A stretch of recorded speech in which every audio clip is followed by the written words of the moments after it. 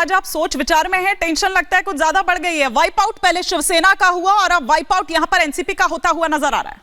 मतलब हो क्या नजर क्या आ रहा है, हो चुका है। मैं तो वो शेर दोबारा से सुना देता हूँ जो पहले सुनाया था कि कहाँ से ये फरेब आरज़ू मुझको कहाँ लाया, समझते रहे जिसे हम अपना, निकला वो एक साया। अब जैसे हमारे राजपूंजियाँ बैठे हैं शिंदे गुट से, कभी हम साथ बैठते थे और ये जब अलग हुए तो इनका कहना ये था कि एनसीपी के गठबंधन से बाहर आइए। आज अब ये एनसीपी का गठबंधन खुद इन्होंने कर लिया। प्रीति पांडे जी भी इसी बात पे लड़ती थी हमसे कि क्या मतलब है एनसीपी से। बाला साहब ठाकरे ने कब कहा, बीजेपी ने भी कभी नहीं कहा था। तो ये इस तरह से जिस तरह से सरकार बनाने के लिए, चलाने के लिए जिस मर्जी से गठबंधन। आप माफी के साथ कुछ कह रहे हैं, जरा एक बार सुन लेते हैं फिर मैं आपकी बात का भी उनको अच्छा अनुभव है और निश्चित रूप से इसीलिए उनका साथ सभी लोगों ने दिया है। जब किसी कर्मठ नेता, जो कार्यकर्ता जो दिन रात काम करता है, उसको दबाया जाता है, साइड लाइन किया जाता है, तब ऐसी घटना होती है।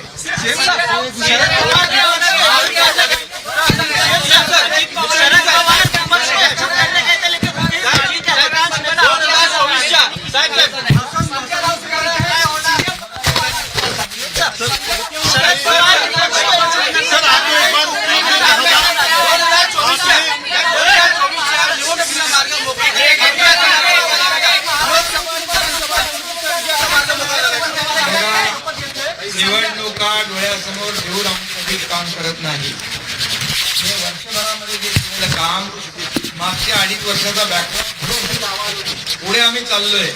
त्यामुळे या महाराष्ट्राची जनता ओळखते, काम करणाऱ्या कार्यकर्त्यांना, काम करणाऱ्या सरकारला। तो मुख्यमंत्री एकनाथ शिंदे को आप यहां पर सुन रहे थे। संजय गुप्ता जी, आप अपनी बात कंप्लीट कर लीजिए, फिर मैं रामकृपाल जी का रुख करूंगी। तो मैं यही कह रहा था कि कल तक प्रीति पांडे जी और हमारे राजपूंजी यही बात कह रहे थे कि एनसीपी और कांग्रेस के साथ गठबंधन करके ठाकरे परिवार ने ठीक नहीं किया। आज ये उन्हीं के साथ गठबंधन कर रहे हैं। तो मैं इनसे पूछना चाहूँगा कि ऐसी क्या ज़रूरत पड़ गई कि आज इन्होंने जिस तरह से, कभी तो देवेंद्र फडणवीस साहब कहते थे कि हम चक्की पिसवाएंगे, आज उन्हें फिर से। पर सर ये तो आप लोगों को समझने की जरूरत है कि ऐसी क्या मजबूरियां हो गई कि वो वहां छोड़कर पूरी की पूरी पार्टी अपने साथ यहां पर ले गए। और वो जो नाराजगी है दरअसल वही तो है ना, दरअसल कि आप लोग अपने लोगों को खुद नहीं संभाल पा रहे हैं और आप इसके लिए इल्जाम लगा रहे हैं दूसरे पर। हम संभाल नहीं पा रहे, ये एक दूसरी बात है, मगर एक इस तरफ भी आप ध्यान दीजिए कि जिन लोगों के साथ गठबंधन करने के लिए या जिन लोगों से गठबंधन करने के कारण ये अलग हुए हमसे, जिस वजह से ये गठबंधन हमारा बीजेपी से टूटा या शिंदे गुट से टूटा, आज उन्हीं से ये गठबंधन कर रहे हैं। मतलब मुझे बताया कि किस लिए गठबंधन कर रहे हैं। नहीं, क्या गुप्ता जी गठबंधन क्या कर रहे हैं? हमने तो जो प्री अलायंस जो हमारा भारतीय जनता पार्टी के साथ था, उसी के साथ हम दोबारा तक मान लिया।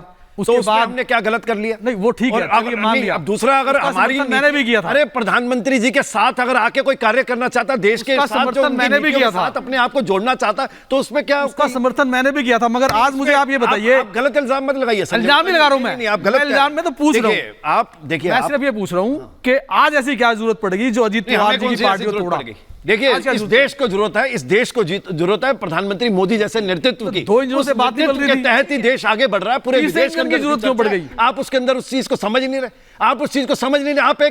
आपने जो पीठ में छुरा घोंपा, आप उस चीज को नहीं समझ रहे। आपने पीठ में छुरा घोंपा, जो आपने पीठ में छुरा घोंपा, उस चीज को आप नहीं समझ रहे। बात खत्म हो गई, उस चीज को आपको समझ नहीं आ रहा आपने क्या किया। ठीक है, ठीक है। अब जरा मैं एक रामकृपाल जी से यहाँ पर एक रिएक्शन चाहूंगी कि रामकृपाल जी, आज से ठीक 1 साल पहले ही कुछ इस तरह की तस्वीर हमने महाराष्ट्र में देखने को मिली थी। अब ठीक 1 साल बाद फिर से वक्त का पहिया घूमा है, एक बार फिर से वही स्थिति यहाँ पर हमको नजर आ रही है। कैसे आप देख रहे हैं, और खास तौर पर अगर मैं बात करूं कि महाराष्ट्र से क्या टोन सेट होने वाली है?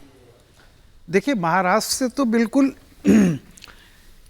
ये टोन सेट हो गई है कि देखिए 1 साल के भीतर भीतर महाराष्ट्र, पहले लोकसभा का चुनाव होना है और फिर महाराष्ट्र का चुनाव होना है।